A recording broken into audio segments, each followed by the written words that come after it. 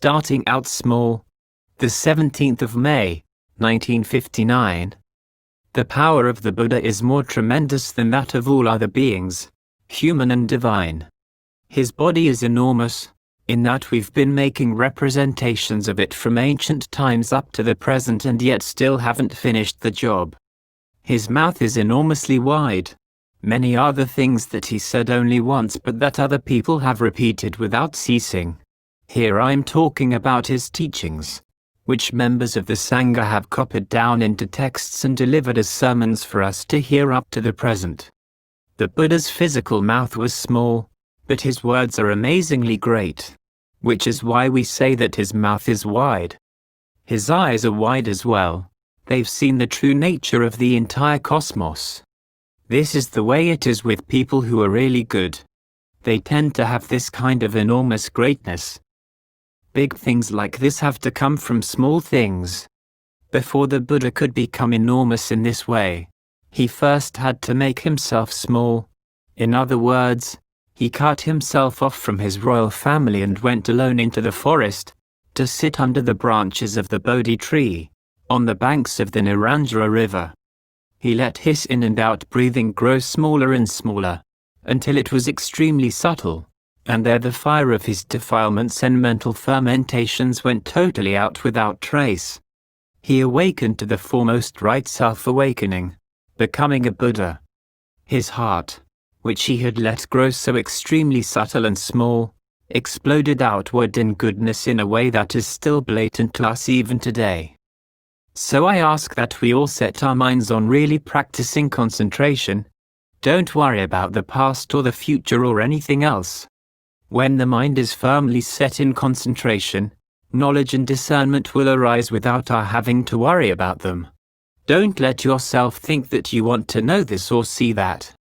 These things will come on their own. As the proverb says, those with a lot of greed get only a little to feed on. Those content with only a pinky's worth will get a whole thumb. Keep bearing this point in mind. For the mind to range far and wide, wandering after outside concepts and preoccupations, saps the strength it needs to deal with its various affairs. Whatever it then thinks of doing will succeed only with difficulty. It's like a gun with a broad-gauged barrel.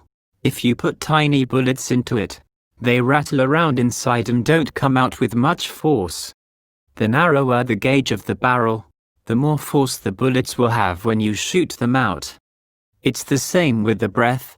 The more you narrow its focus, the more refined the breath will become, until eventually you can breathe through your pores. The mind at this stage has more strength than an atomic bomb. With intelligent orchard owners, they get their bananas to help them plant their orchard, get their mangoes to help them plant their orchard. They don't have to invest a lot of capital.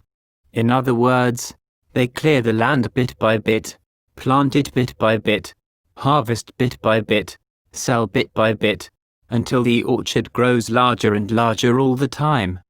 This way they don't need to invest much in terms of labor or capital, but the results they get are large and lasting.